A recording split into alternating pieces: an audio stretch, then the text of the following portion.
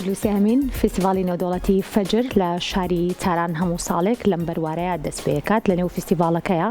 شانۆیی سەر ستەیج یاخود بڵێم لە نێو هۆڵەکانە بە شێوەیەکی گشتی و شانۆی سەرشەقام و چەندین سیمینار و چەندین وەرکشۆپ بەڕێوەچێت و بە خۆشحاڵیەوە ئەبینین کە نەک تەنها ئەو گروپە شانۆیانەی کە لە نێو وڵاتی ئێران بە شێوەیەکی گشتی بەڵکو گەشتی بەشێک لە شانۆکارە کوردەکان و هەروەها تەواوی جیهانەکرێت و بۆم ساڵیش بەشێک لە شانۆکارە دیارەکان توانیویانەکە بەشدار بن لە نێو فستیڤاڵی نێودەوڵەتی فەجرە.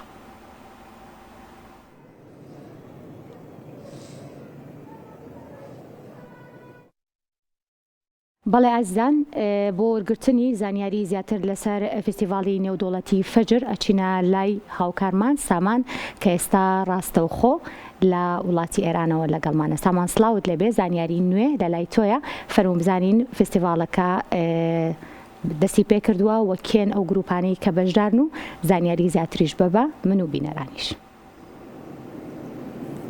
بەڵێ دەروون سڵاو لە تۆ لە بینەرانمان، هەروە کە تۆ ئاماژەت پێدا ئەمە 43هەمین خولی فستیواڵی نێودەوڵەتی شانۆی فەجرە کە تقریبان ئەتوانم بڵێم لەم 43 ساڵەدا بە شێوەی بەردەوام هەموو ساڵێ بەڕێوە چووە بە جەژنی ئەتوانم بڵێم شانۆی ئێران ئەتوانین ناوی بەرین لە بەشە جیاوازەکان تا بەڕێوە ئەچێت چ شانۆی سەر ئستێج و چ شانۆی سەرشەقام و بەشی نێودەوڵەتیشی هەیە. ئەو فستیڤاڵانش کە لە ئێراندا بە شێوەی ساڵانە لە ناوچە جیاوازەکانی ئێران لە ژێر ناوە جیاوازەکاندا بەڕێوە ئەچن هەڵبژاردی ئەو فستیڤاڵانش دێتە شانۆی فەجرواتە. بۆ نمونە ئێمە لە ئێران ئێستا پایتەختی فستیڤاڵی شانۆی سەرشەقامی ئێران شاری مەریوانە لە ڕۆژهەڵاتی کوردستان. ئەو شانۆیەی کە لە فستیڤاڵی مەریوان هەڵەبژێردرێت دێتە فستیڤاڵی فەجر و لە بەشی سەرشەقامدا بەشدار ئەبێ و ئەم ساڵیش ئەبێ ئاماژە بەوە بم کە دوو گروپی ڕۆژهەڵاتی کوردستان لێرە بەشدارن، گروپێک لە بۆکانەوە، گروپێکیش لە کرماشانەوە. لەسەر ئستەیجیش چەند هونەرمەندێکی زۆر بەناوبانگی کورد لەوانە دکتۆر قوتبەدینی سادقی و حەمید ڕەزا نەعیمی بەرهەمیان هەیە لەم فستیڤاڵەدا و لە هەمان کاتیشا کۆمەڵە لە مامۆستایانی کورد وەکو مامۆستا و وەرکشۆپیان هەیە لە وڵاتانی جیهانیشەوە بەشدارن. ئەمساڵ بەداخەوە هیچ گروپێک لە هەرێمی کوردستانەوە نەیتوانیوە بەشدار بێ، بەڵام گروپێکی شانۆیی لە عێراقەوە بەشدار بووە کە وەکو بەشی نێودەوڵەتی بەشدارە لە فستیڤاڵەکەدا. بەڵام ئەبێ ئاماژە بەوە بەم دەروون فستیڤاڵی شانۆی فەجر لە 3 ساڵی ڕابردوودا بەتایبەت بەهۆی بارودۆخی ناوخۆی ئێرانەوە بەهۆی ئەو ئاڵوگۆڕە سیاسیانە کە ڕوویدا بوو لەم چەند ساڵی ڕابردوودا تا ڕادەیە کە توانم بڵێم ئەو گڕوتینەی هەمیشەیی بەخۆیەوە نەئەبینی و تا ڕادەیەک پێشوازیەکە لەلایەن هونەرمەندانی بەناوبانگەوە کەم بوو. بەڵام ئەم ساڵ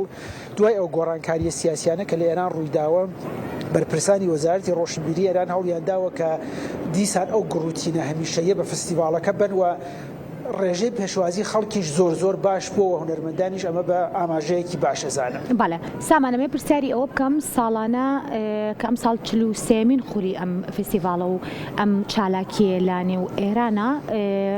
کوردەکان یاخود بڵێم بە شێوەیەکی گشتی گروپە کوردیەکان، گروپە شانۆی کوردیەکان بەشدار بوون. ئەم ساڵ بۆچی بەشداریکردنەکە بەم شێوەیە کەمە هۆکارێکی دیاریکراوە هەیە بۆ ئەم بابەتە؟ ڕاستیەکەی ئەوەیە کە لە ساڵانی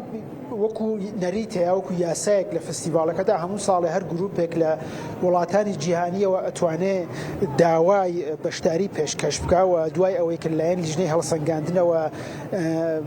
مۆڵەتەکە ئەدرێ ئەو گروپانە ئەتوانن بەشدار بن. دیارە ئەمساڵ لە هەرێمی کوردستانەوە لەوانەیە هیچ گروپێک بە پێی زانیاریانەی کە من دەسم کەوتو هەرچەند بە شێوەی فەرمی بەڕاستی ناوی ئەو گروپانە کە داوایان کردووە و پەسەند نەکراون یا ئەوانەی کە مەرجەکانیان نەبووە ڕانەگەیەندرا. بەڵام ئەوەی کە من لە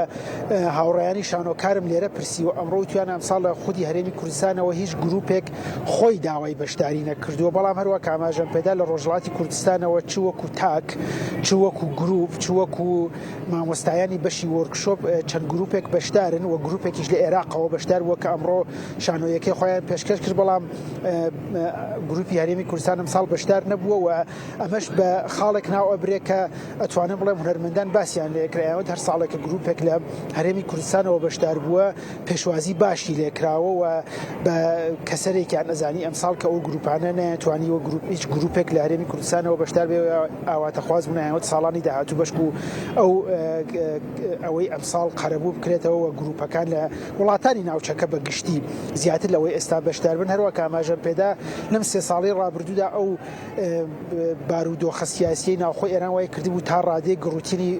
فستیڤالەکە دابەزێ بەڵام ئەمساڵ بەڕاستی ئاستی پێشوازیە هونەرمەندانی بە ناوبانگ هەم خەڵکیش بۆ نمونە ئەمڕۆ من ژمارەیەکی زۆر لە خەڵکم ئەبینی بە دوای تکتا ئەگەڕان بۆ ئەوەی دەستیان نەکەوت بوو هۆڵەکان بە تەواوەتی پڕبوو بوو و ئەمە ئەتوانێت خاڵێکی سەرەتایی باشێ بۆ دەستپێکی ساڵێکی باشی شانۆیی لە ئێراندا.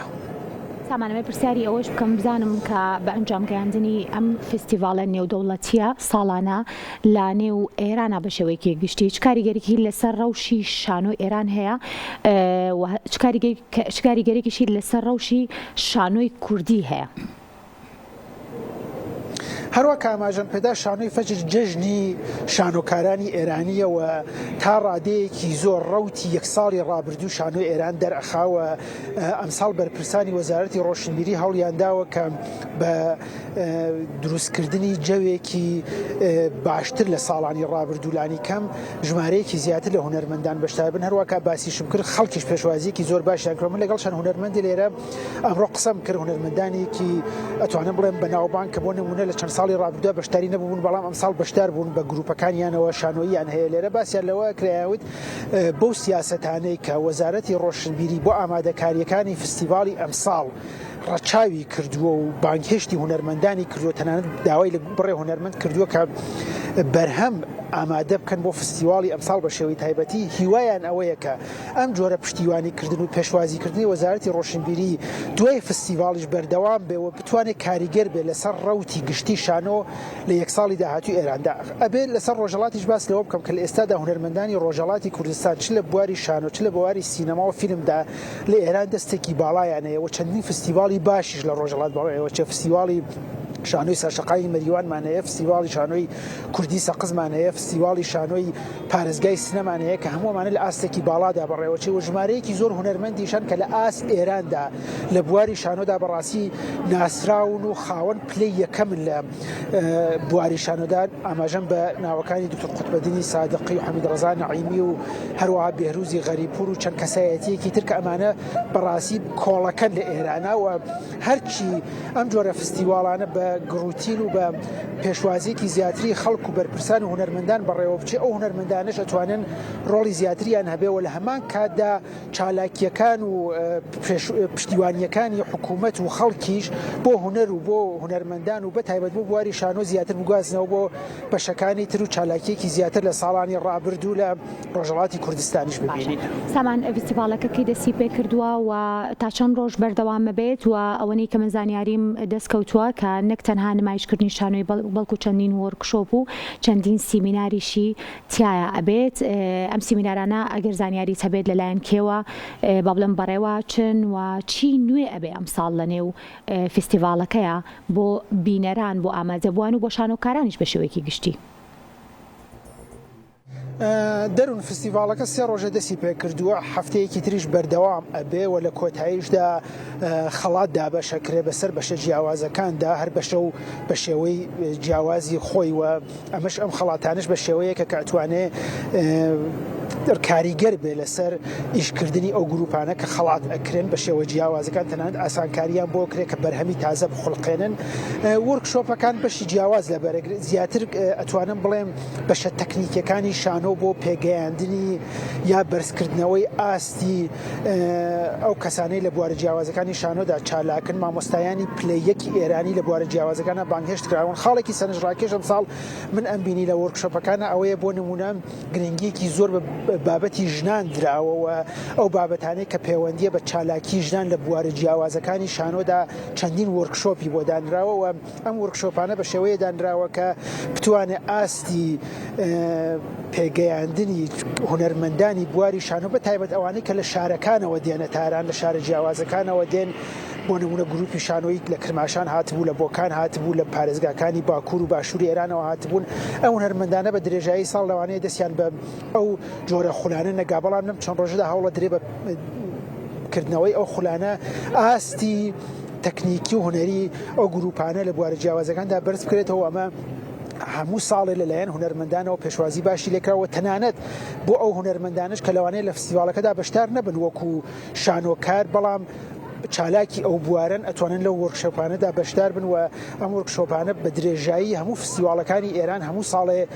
توانیوانە باشترین کەسەکانیان بۆ دابین بکەن و هەموو هونەرمەندانیش بە خاڵێکی گرنگی ئەزانن لە پێگەیاندنیاندا لەم جۆرە وەرکشۆپانەدا. سوپاس بۆ هاوکارمان سامان سلێمانی کە لە شاری تارانەوە لەگەڵمان بوویت و زانیاری بداینێ لەسەر 43هەمین فستیڤاڵی نێودەوڵەتی فەجر. سوپاس بۆ تۆ.